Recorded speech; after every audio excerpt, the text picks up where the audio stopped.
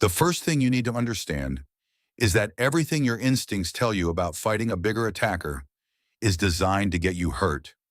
Your brain screams at you to back up, to keep your distance, to wait for them to swing first so you can see what's coming. But that instinct exists because thousands of years ago, backing up from a larger predator meant survival.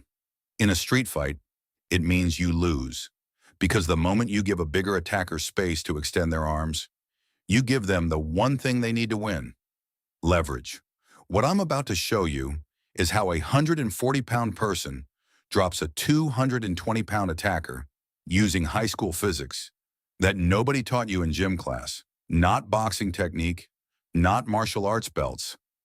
Just 4 biomechanical principles that work whether you've never thrown a punch or you've been training for years. And the first one starts with understanding that size isn't strength and reach isn't range. Stay with me for the next 9 minutes, and you're going to look at every doorway, every hallway, every room you enter differently, because you're about to learn that the most dangerous person in any space isn't the biggest one.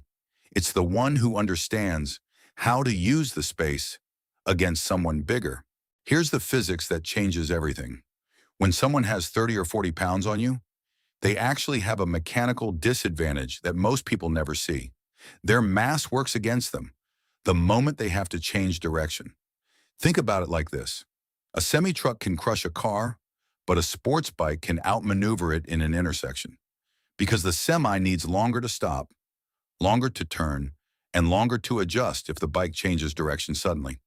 The bigger the attacker, the more inertia they carry with every movement. That means when they commit to a punch, that punch is powerful, but it's also committed. They can't pull it back quickly. They can't adjust if you move. And that's where your first advantage lives. But here's what most people get wrong.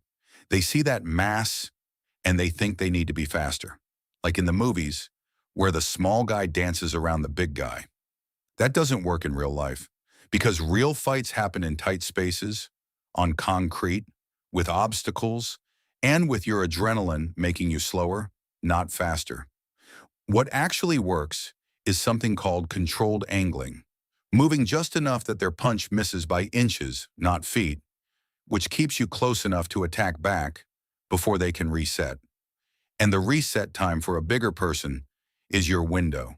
A 200-pound arm takes twice as long to pull back as a 150-pound arm. That difference, that half second, that's where the knockout lives. But you have to know where to stand, and that depends on which hand they favor, which we'll break down in the next section. There's one specific line on a bigger person's body that most fighters don't even know to look for, and it's not the chin, it's the center of gravity. For someone taller and heavier than you, their center of gravity sits higher than yours, which means they're already mechanically unstable compared to you. Think about a toddler standing next to an adult. The toddler can push the adult off balance because the adult's center of gravity is higher. Same principle applies here. When a bigger attacker steps toward you, their center of gravity shifts forward. If you step backward, you're giving them back their balance and letting them chase you. But if you step forward and to the side at a 45-degree angle, you're stepping past their center of gravity while they're still committed forward. That creates an imbalance that lasts less than a second. But that's enough, because once they're off balance, they have 2 choices: catch themselves or fall. And if they choose to catch themselves, their hands come down, their chin comes up, and their ribs open. That's your target, not the head, not yet. The ribs, specifically the floating rib on their right side if they're right-handed. Because when someone is taller than you, their ribs are actually closer to your hands than their head is. You don't need to reach up. You just need to understand that their height brings their ribs down to your level. And one hard shot to the floating rib while they're off balance takes their breath, takes their structure, and takes their confidence in 1 second. Now let's talk about the 3 places you can hit that work regardless of how tall they are, how heavy they are, or how much reach they have on you. The first is the knee, not a kick. That's too risky if you miss. A stomp, straight down, with your heel on their lead knee when they're weighted on it.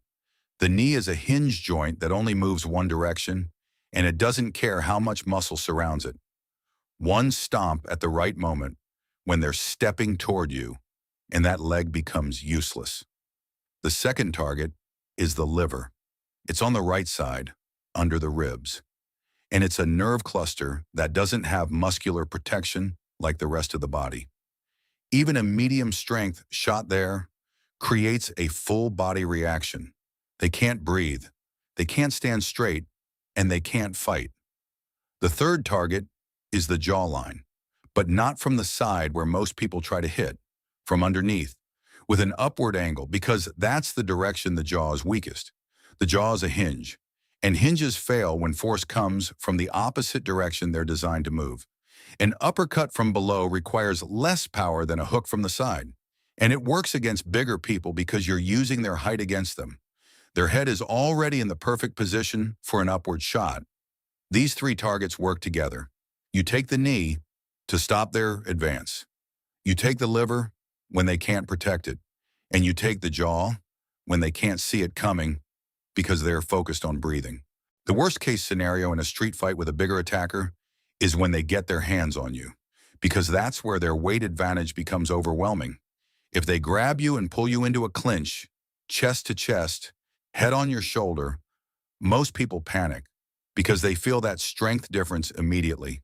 But here's what the physics actually tells us. When someone is holding you, they're using their arms, and their arms are now busy. That means their head is unprotected. And more importantly, they're standing close, which means their center of gravity is vulnerable to being broken down. The escape isn't to push away. That's what they expect, and that's where they're strongest. The escape is to get lower and drive forward into their legs, because when someone is holding you upright, they have a narrow base.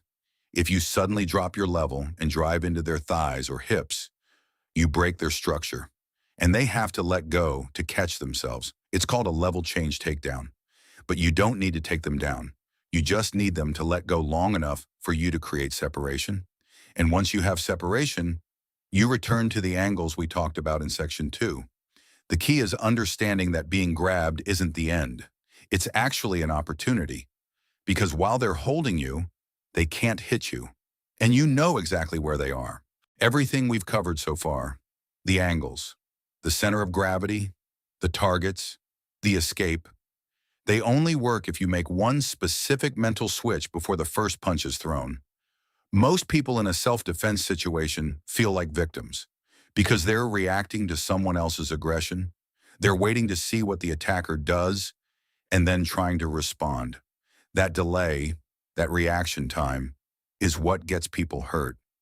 Instead, you need to understand that the moment someone chooses to attack you, they've already committed.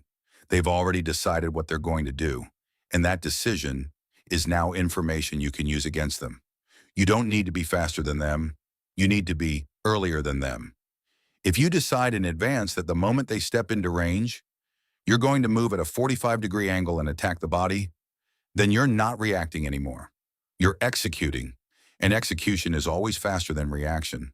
This is what separates people who survive from people who get hurt. Not training, not size, not strength. Just the understanding that you can choose to act first, even if they threw the first insult, even if they threw the first push, even if they look bigger and stronger. The moment they decide to attack, they create a timeline. And if you insert your action into their timeline before they expect it, you control the fight. That's the mindset. Not victim, not survivor, controller. The person who decides what happens next. So remember this. When you're facing someone bigger, you aren't at a disadvantage. You just have a different advantage. They're stronger in the open, but you're more mobile in tight spaces. They have reach, but you have the ability to get inside that reach. Where their punches can't land, they have mass, but that mass makes them slower to adjust. They have intimidation, but that intimidation works against them when you stay calm and use their aggression to set up your angles. The 5 things we covered, the physics of their size, the center of gravity, the 3 targets, the clinch escape, and the mindset switch. They don't require you to be fast. They don't require you to be strong. They just require you to understand how the body actually works and how to use that knowledge against someone who thinks their size is enough. If this gave you a different way to think about self-defense, hit the subscribe button below because we break down the real science of fighting every Friday. And next week, we're covering the one-punch combination that works against taller opponents, the exact sequence that lets you close distance safely and land the shot that ends the confrontation. Don't miss it.